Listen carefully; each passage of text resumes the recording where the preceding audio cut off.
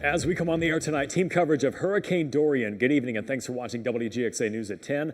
I'm Aaron Leedy. And I'm Chief Meteorologist Jeff Cox. Dorian strengthened into a Category 1 hurricane today, raising the possibility it could become a Category 3 hurricane when it likely hits the U.S. Sunday or Monday. Yeah, the storm has already lashed St. Thomas. We start with Rick Leventhal tonight. He's in San Juan with the latest. 2 years after Hurricane Maria devastated much of Puerto Rico, Hurricane Dorian is testing the island's preparedness. Because of the experience we had with Maria, we are taking measures so that the same thing does not happen again, which took us by surprise and the damage was more serious and extreme. Some 23,000 power customers in Puerto Rico lost electricity from a rainstorm on Wednesday, and the U.S. Virgin Islands was completely in the dark after Dorian passed through. A curfew now in effect there until 6 a.m. Thursday. Forecasters now say the storm should stay mostly over water, sparing residents here the worst, likely avoiding the once near certain 1-2 punch of strong winds and heavy rainfall. Dorian is now predicted to strike the U.S. mainland around Labor Day, possibly as a dangerous Category 3 hurricane. Don't wait. You know, we procrastinate by human nature, but when it comes to hurricanes and storm preparation, you can't really procrastinate. Florida Governor Ron DeSantis has already declared a state of emergency, and grocery store shelves are quickly emptying out. I just bought 3 cases of water, 36 bottles of Gatorade. Other residents are focused on keeping the lights on, picking up generators in case the power goes. I've been planning on it for 2 years, and then with Dorian, I figured now it's better safe than sorry. Dorian's future is still hard to track, but Florida seems squarely in the storm's sights. In San Juan, Puerto Rico, Rick Leventhal, Fox News. Thanks to Rick for that report. And Jeff, your team's been tracking Dorian all week as it now moves away from Puerto Rico. So where's it headed next? Right now, open water, and that's bad news. It's bath water, and so we're expecting a strengthening storm. Check out the satellite shot here, Aaron.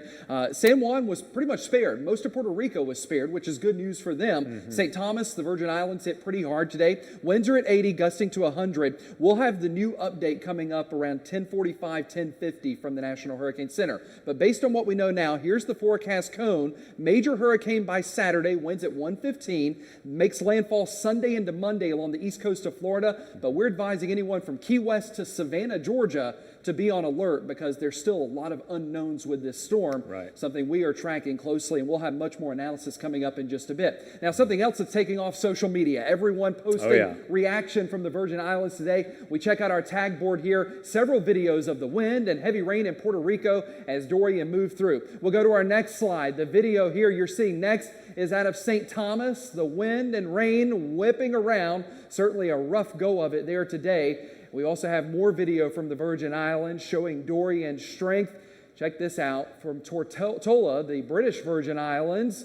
People having to wade through flood waters there. And that's the big thing with these tropical systems is you end up with too much rain in a short amount of time. And with the mountainous terrain there, you end up with mudslides and flash flooding. Certainly a rough go of it today in the Virgin Islands. Back here in the Skywatch Weather Center, we will have much more coming up on Dorian a little later in this broadcast. First, though, a quick update on our weather in Middle Georgia. Beautiful day. Quiet tonight in downtown Macon. Yesterday, this time, it was flooding in Macon. Today, not so much, which is a good thing. We need a chance to dry out. Temperatures across the region are mild, mid to upper 70s for most, a few low 80s out there. Cooler nights are coming. In fact, a sneak peek of the extended forecast. Tomorrow night, I'm forecasting the low 60s. That'll feel real nice across the region. School day forecast for your Thursday, upper 60s at the bus stop, low 80s by lunchtime, just shy of 90 for the ride home. I do think we'll eventually peak in the low 90s tomorrow afternoon, but plenty of sunshine. Looks like a really, really nice day. Later in the half hour, all eyes on Dorian. We'll spend the majority of our time on that storm with the latest forecast track and the latest on our local threat. That plus your 10-day forecast just minutes from now. Aaron? Georgia Governor Brian Kemp also closely monitoring Hurricane Dorian. As Jeff mentioned, the path of Dorian can change rapidly.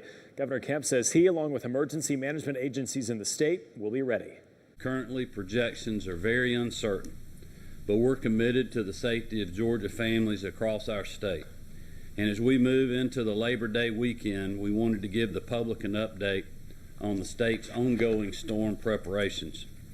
We have been working with federal emergency and management officials, state and local governments, private sector businesses, and also our neighboring states. In these situations, it's incredibly difficult to forecast where this storm will go and how severe the effects may be. Over the next 24 hours, we hope to have a clearer picture of Dorian's trajectory. Our Skywatch weather team will continue to monitor any changes in Dorian's path on air and online at WGXA.tv.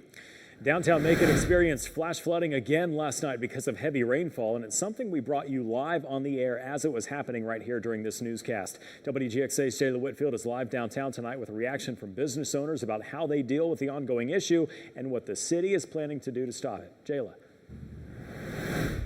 Aaron, community members and business owners tell me every time it rains in downtown Macon, they have to worry about it flooding. Now, they say the problem are these storm drains they're getting clogged up. All I could think about is like, wow, please don't let what happened in July happen again. Anissa Jones lives in downtown Macon, and her apartment was a victim of the flooding last month. Rain came down so fast in a short period of time, and because of that, we had a lot of water that flowed up underneath our door. 2 to 3 inches of water came through her front door. Created a situation where we had to kind of like really move fast to save our belongings. Not only was her home at risk, but her vehicle was too. Our cars were underwater during that time, and it was just a blessing that it did not get to the engine. I spoke with Chris Floor with the county, and he says they're working to fix the problem. In a statement given to WGXA, reading in part, after reports during yesterday's heavy rains, Public Works is making sure the drains are not clogged. Even when the rain came down yesterday, Jones was on edge. The water was really high, and then that's a lot of water for it to start to come up underneath your door. Jones said so far she's dodged a bullet because it could have been much worse. Now, Chris Floor also tells me that they are staying prepared. They make sure they have the equipment and resources just in case they're needed for this weekend. But for now, live in Macon, Jayla Whitfield. Jayla, thanks so much. Insurance and medical lobbyists at odds with Congress over medical bills. If you have medical bill debt, listen up. The mounting pressure to stop a nationwide ban next.